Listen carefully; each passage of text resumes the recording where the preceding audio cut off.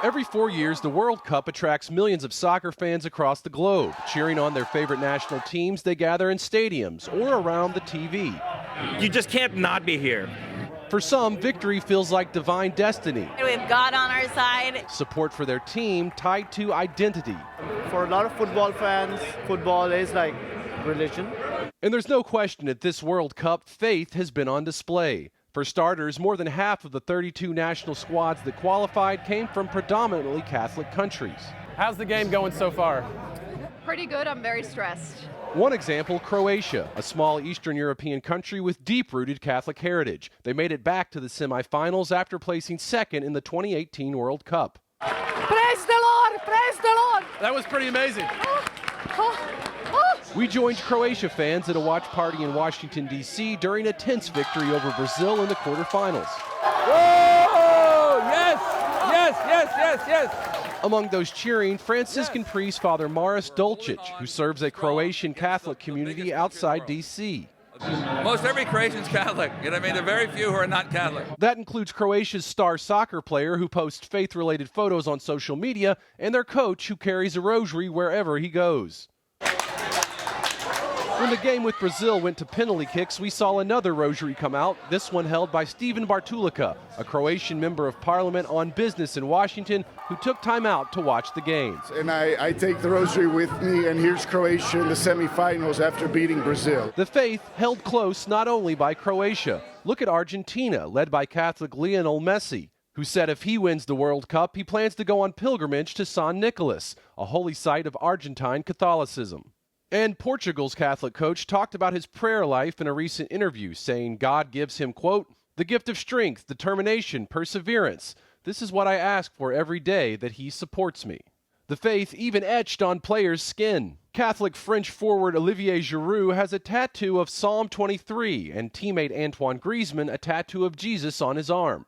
There is a Catholic presence, without a doubt. The signs of Catholicism at the World Cup caught the eye of a former pro soccer player who is now a priest. Becoming a disciple and becoming the man that I was created to be. Father Chase Hilgenbrink was ordained a priest 8 years ago for the Diocese of Peoria in Illinois.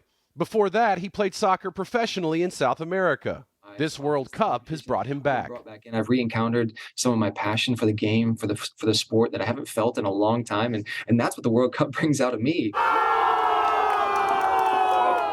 Soccer fan Tim Person says he's seen faith brought out in World Cup players as they prepare for battle. I feel that religion is a motivating force, especially the Christians when they enter the pitch and they take a little bit of the turf and cross themselves. It's also been a significant World Cup for the Islamic faith. Qatar became the first predominantly Muslim country to host the event. And Morocco, a majority Muslim nation, advanced all the way to the semifinals. Muslim players seen prostrating themselves in prayerful thanksgiving. Morocco also represented the first African nation to reach the semifinals. As nations waved flags with pride at the World Cup, controversy was stirred by the gay pride flag, and religion could have motivated some of the response. In Qatar, homosexuality is prohibited by law. A number of team captains had planned to wear armbands in support of LGBTQ rights, but were warned by FIFA, the international soccer governing body, they could face penalties on the field if they followed through with their protest.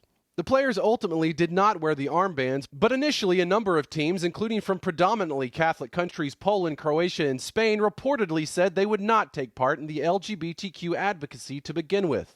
Religious beliefs may have played a role for Catholic athletes. It is true that we love every human person, the infinite dignity that belongs to every human person, despite or in spite of their sexual preference. At the same time, right? Like we don't need to be advocates for something, that we don't believe in. Every 4 years, the World Cup brings people together. Well, for me, it's also family time, right? These are my boys over here. Uniting all backgrounds. It transcends national boundaries. And motivating the viewer. I'm so inspired by the excellence that I see on this field. Fans connect over a shared appreciation of skilled performances.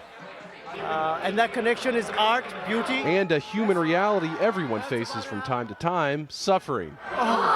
The sport of the universe. It is universal. Universality is something deeply rooted in the identity of Catholicism. I mean, the whole word Catholic, Catholicos in Greek, means universal. All nationalities, all peoples, all races. Father Dolchich believes if fans look closer, soccer can provide more than entertainment. It can point to something higher. And for those striving to grow spiritually, You've got to be focused in our faith. pay attention to the players who train to achieve their goals. Keep your body healthy, and then the discipline of practicing, is the discipline that wins out. That's the hardest thing to conquer in yourself for an athlete. Now think of that in a spiritual sense. Conquering our own will, is the hardest thing. As a former player, Father Hilgenbrink learned it firsthand.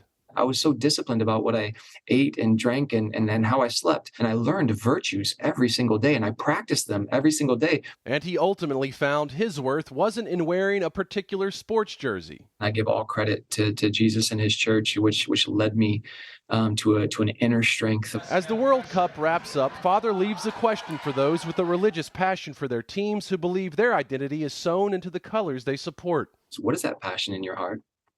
Why does that passion run so deep? And what is that about when you really look into yourself? What more is there? Who am I when the jersey comes off? Mark Irons, EWTN News in Depth.